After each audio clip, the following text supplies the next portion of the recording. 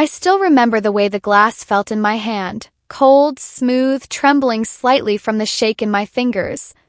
The laughter echoed around me like a cruel reminder that I didn't belong. I was pouring drinks, trying to help, trying to stay invisible, when I heard her voice. "That's the maid, not family." The words sliced through the air, sharper than the chill from the ice bucket beside me. My mother-in-law, Mina, said it loud enough for the nearest table to hear. She wasn't even trying to whisper.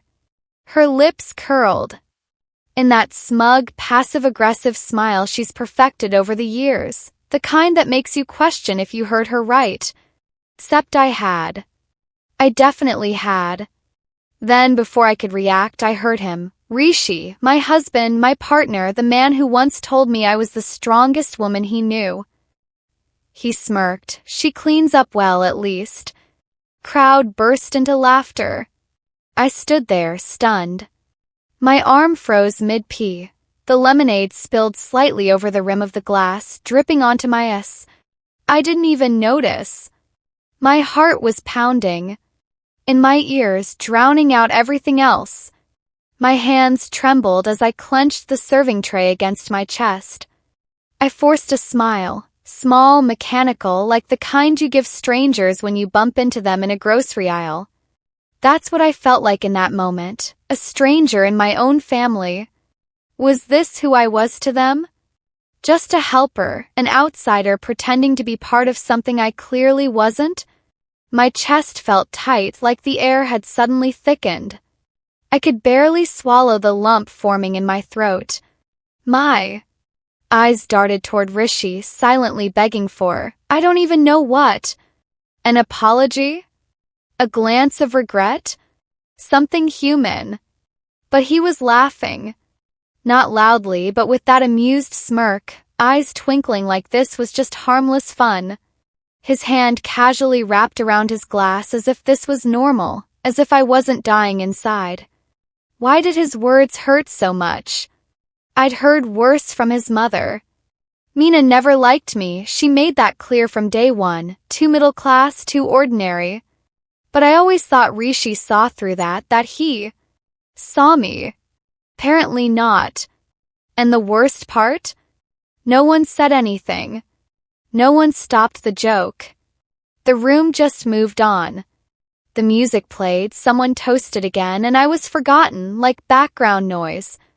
I felt the sting behind my eyes, but I refused to let the tears fall. Not here. Not in front of them. I straightened my back, adjusted the tray, and turned away. One foot in front of the other, I reminded myself. Just keep walking. Out of the corner of my eye, I saw Urav, my son. He was standing a few feet away near the floral arch. His eyes were wide, watching everything. Our eyes met, and for a moment neither of us said anything. He looked confused, hurt even. I forced another smile, just for him. He didn't smile back. That moment, that silence between us, it said everything.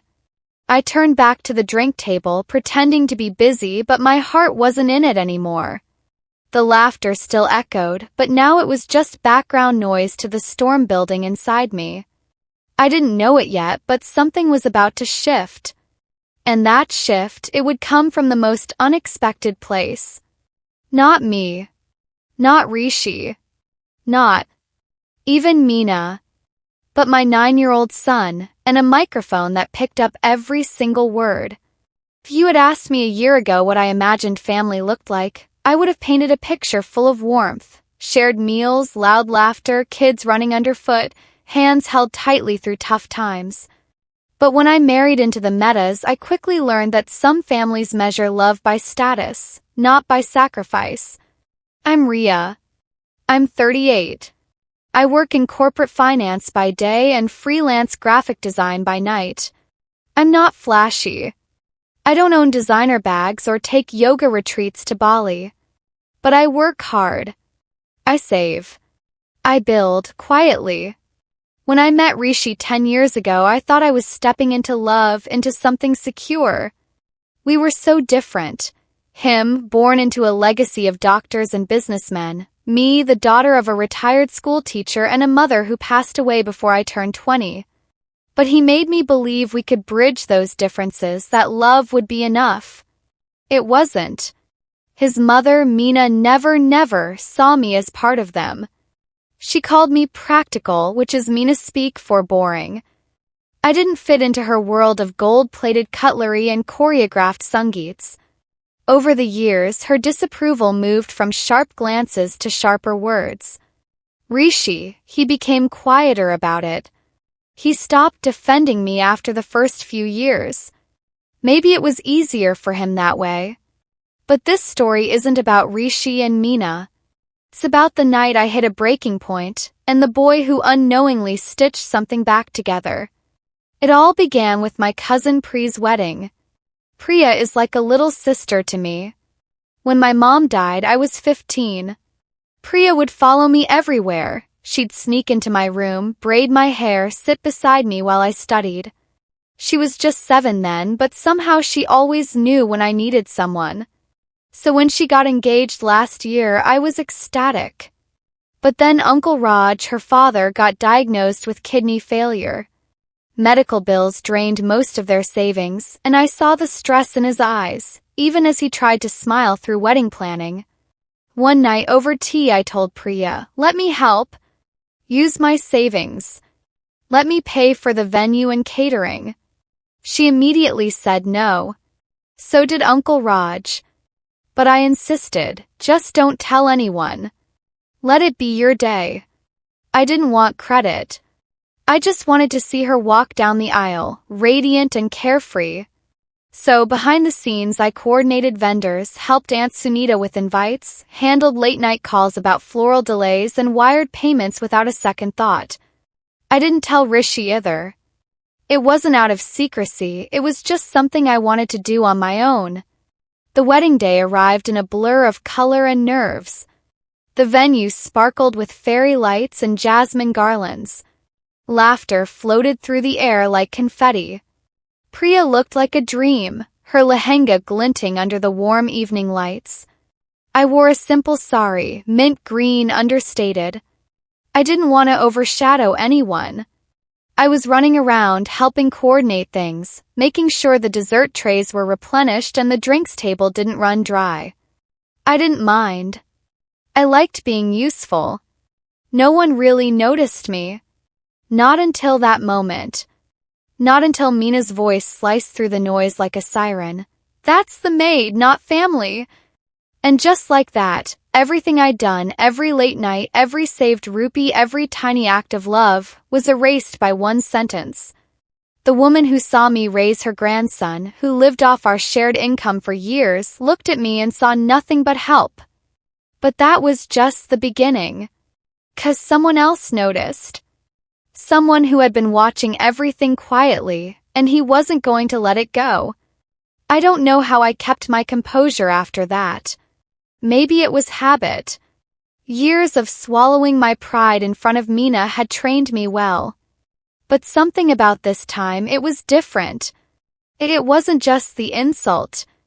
It was the laughter that followed, the kind of laughter that told me I was a joke. That no one, not even Rishi, thought I deserved better. I could still feel the sting in my cheeks as I stood by the drink station. My sari felt suddenly too plain. Too tight. Like it didn't belong here either. I looked down at the droplets of lemonade clinging to my blouse, the condensation from the glasses sliding onto my hands. I wiped them on the edge of the tablecloth. Trying to busy myself with something, anything, so I wouldn't have to look at anyone. My chest felt tight. I wanted to disappear. Across the room, Rishi was surrounded by his cousins. He leaned back in his chair, laughing along with the rest of them, lifting his glass like he hadn't just humiliated me. I kept telling myself to breathe, but it wasn't working. A familiar voice pulled me back. "You okay?" It was my Uncle Raj. His eyes were kind but tired. He was holding a plate of gulab jamun and balancing it like it weighed 100 pounds. I nodded. "Just a little warm in here." He smiled and lowered his voice. You've done more than enough, Rhea. You made this wedding happen. I don't think we could have done any of it without you. I swallowed hard. That meant something, it did. But I couldn't shake what had just happened. My mind kept looping that moment like a broken record. That's the maid, not family. She cleans up well, at least. Their voices had embedded themselves in my brain, echoing off the walls of my self-worth. And then I saw him. Arav, my 9-year-old. He was standing near the back of the hall beside the DJ booth, fidgeting with the buttons on his shirt. His eyes weren't on the stage or the music or the dancing cousins. He was watching me. Our eyes met. His brows furrowed and he tilted his head just slightly as if to ask, "Why did Dad say that? Why did Nanny laugh?" And though he didn't speak a word, I felt the question as clear as day. I smiled, or tried to, a soft, forced curve of the lips. But I saw it. The flicker in his eyes. He knew something wasn't right. And that broke me more than the comment itself. 'Cause now he had heard it too. My sweet, observant little boy, who always left sticky notes on my laptop that said, "You got this, Mama," and drew tiny smiley faces when he saw I was stressed. He had heard them laugh at me. And the worst part? I didn't say anything. I just kept working, kept moving, like always. The wedding continued around me. Music. Dancing. Toasts. Priya and her groom, Arjun, were glowing on stage, laughing and clinking glasses with their guests. And I was behind the scenes again, trying to stitch myself together with trembling hands and a smile that didn't reach my eyes. I should have said something. To Meena. To Rishi. To someone. But I didn't. I told myself I was being mature. That this was Priya's night, not mine. That I could cry later. But deep down I knew what it really was. Fear. Fear that if I stood up for myself, I'd only confirm what they believed about me. That I was too dramatic, too emotional, too lower class to understand how these things worked. So I stayed silent. I thought the moment had passed. I thought no one else noticed. But I was wrong. Kazarov had noticed. And he wasn't done. I thought I could brush it off, just focus on helping Priya, blending into the background and getting through the night. But the truth is, I wasn't okay. I was unraveling inside. I slipped out the side door of the reception hall and found a quiet spot by the garden. The fairy lights strung between the trees flickered gently, like they too were tired of pretending everything was perfect. My fingers found the edge of the wooden bench, and I sat down slowly, afraid that if I moved too fast, the emotions would spill out before I was ready. My hands were shaking again. I pulled out my phone, not to message anyone, but just to hold something. Something solid. I looked at the screen. Blank. No new messages. No apology from Rishi. Not that I expected one. I stared at the reflection of my own face in the black screen, eyes rimmed with kohl and hurt, lips pressed into a flat line, like if I relaxed even a little, everything would fall apart. Why did his words sting so much? Why had I let it happen? And then came the guilt. The guilt that I was even thinking about myself when Priya's biggest day was unfolding inside. I could hear the music through the walls, laughter, applause, the dull thud of bass beneath someone's heartfelt speech. I took a deep breath and whispered to myself, "Get up. Go back in. You can cry tomorrow." That's when I heard small footsteps crunching on the gravel behind me.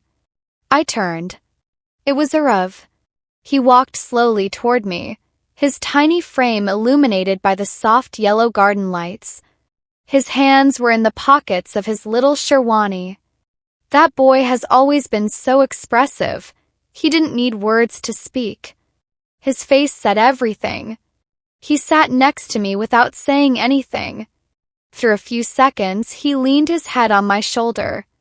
I closed my eyes. "I heard what Nanny said," he whispered. My heart clenched.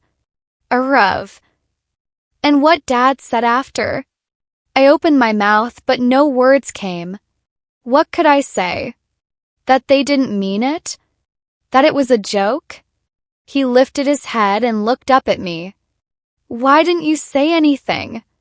His voice wasn't accusing, just curious. Innocent. I hesitated. Because sometimes grown-ups stay quiet to keep peace. He looked confused.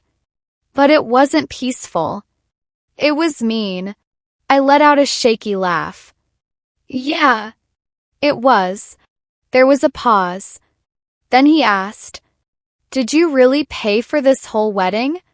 I looked down at him. I helped. Just to make sure everything went smoothly for Priya. He nodded slowly, eyes distant. You always help. He stood up before I could say anything else and brushed imaginary dust off his sleeves like he was preparing for something big. Where are you going? I asked. He didn't answer. He just smiled, that quiet, confident smile he only wears when he's decided something for himself. Then he turned and walked back inside. I followed, keeping my distance, thinking maybe he was going to the dance floor or to grab a juice box. But then I saw him veer right toward the stage. My heart dropped. The MC was mid-sentence when Arav tapped him on the elbow. I watched the man lean down, surprised as Arav whispered something. Then the microphone changed hands. Arav stood there under the lights, in front of 150 people, holding the mic like it weighed more than him. I froze. He cleared his throat, and in that split second, time stopped. I had no idea what he was going to say, but I knew everything was about to change. AR's little voice echoed through the speakers, cutting through the noise like a knife through satin. Excuse me, everyone. The room hushed almost instantly. Conversation stopped mid-sentence. Forks paused halfway to mouths. Even the DJ turned down the music without being asked. All eyes were suddenly on him, on my 9-year-old son standing center stage, holding a microphone with both hands like it was too big for him. His sherwani sleeves were slightly crumpled, his hair tousled from running around, but his eyes, they were steady, focused, brave. He cleared his throat again. I just wanted to say something about my mom. My heart dropped to my stomach. Oh God. What was he doing? I took a step forward instinctively, my mouth already forming the words, Arav, no. But my feet stopped. Something in me said, let him speak. He took a breath, just like I'd taught him before his first school recital, deep in through the nose, out through the mouth. She's not the maid, he said loud and clear. The silence that followed was deafening. Every muscle in my body tensed. I felt the blood rush to my face. I could hear someone at table 5 gasp. Mina turned her head sharply like she'd misheard, but she hadn't. She's my mom, Arav continued. She helped pay for this wedding. She stayed up really late working on her computer for weeks. She skipped her birthday to help Priya auntie. He looked toward the bride and groom. Priya's hands covered her mouth. Her eyes were already glistening. My hands were clasped in front of me now, trembling. She's always helping people, Arav said, his voice starting to shake just a little, and she never says anything when people are mean to her. But I think that's not fair.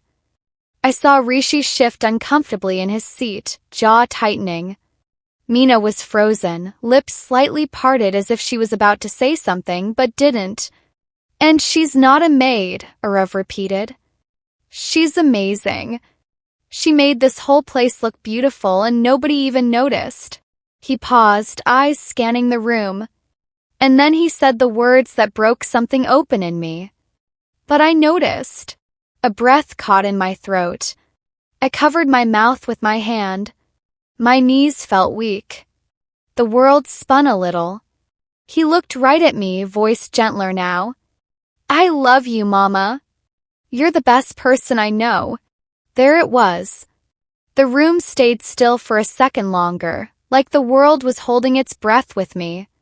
Then it happened. One person started clapping. Then another. And then it spread. Slow. Deliberate. Respectful applause rippling through the room like a quiet storm. Not the rowdy kind meant to hype a crowd. No. This was different. This was raw. Genuine. Felt. I was still frozen, eyes brimming, when Grandpa Dev stood up from his seat at the front table.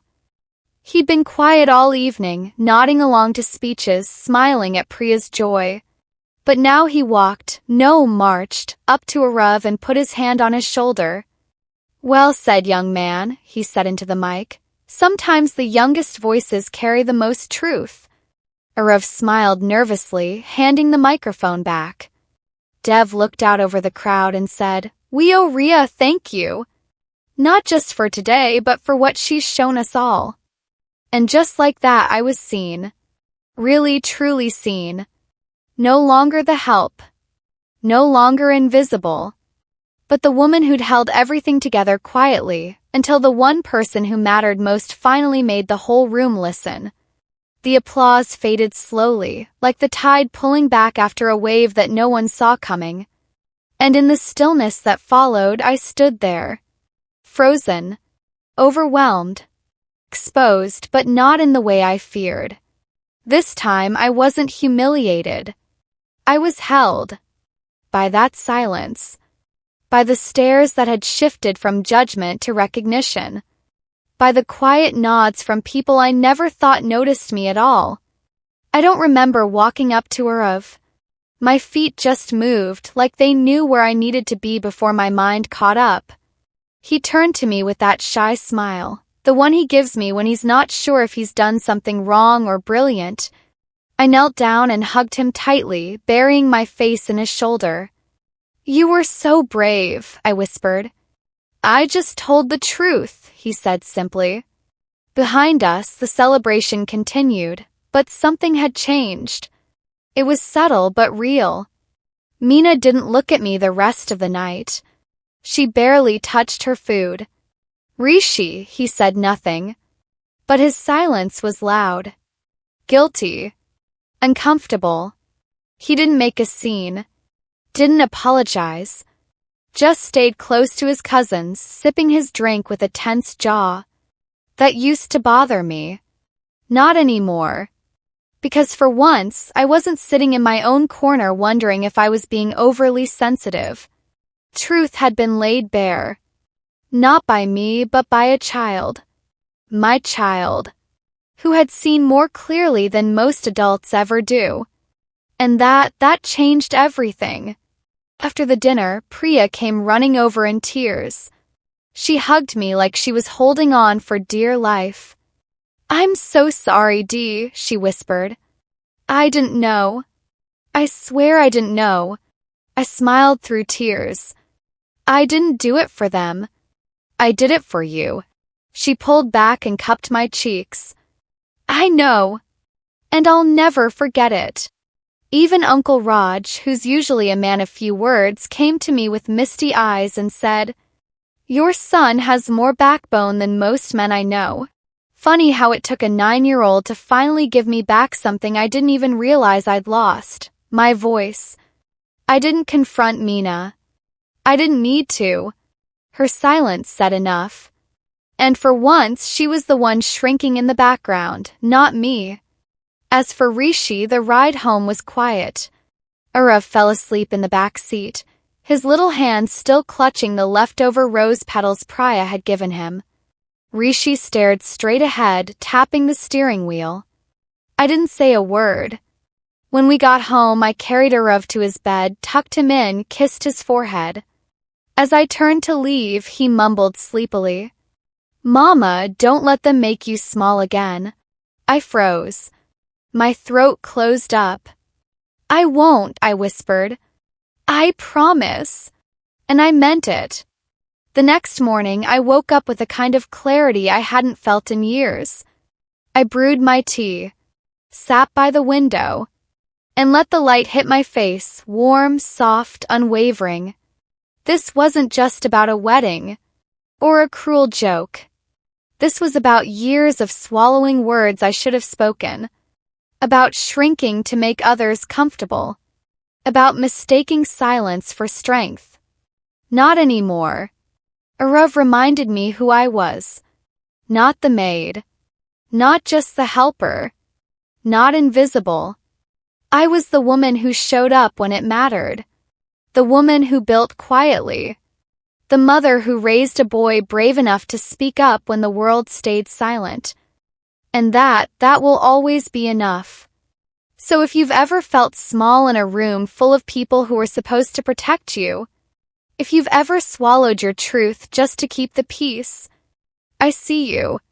And I hope my story reminds you that your silence doesn't make you weak. But your voice, when you finally use it, or even when someone uses it for you, can move mountains. Sometimes it only takes one brave heart to speak the truth. And sometimes that brave heart is 9 years old and holding a mic in front of 150 people. I'd love to hear from you. Have you ever had a moment where someone finally stood up for you, or where you stood up for yourself when no one else would? Drop it in the comments. I read every single one, and I promise you, you're not alone. If this story moved you, helped you feel seen, or just made you think, please like the video, share it with someone who needs to hear it, and subscribe for more real stories that speak straight from the heart. And hey, thank you for being here. Truly. I don't take it for granted. Till next time, take care of your heart, and never be afraid to take up space.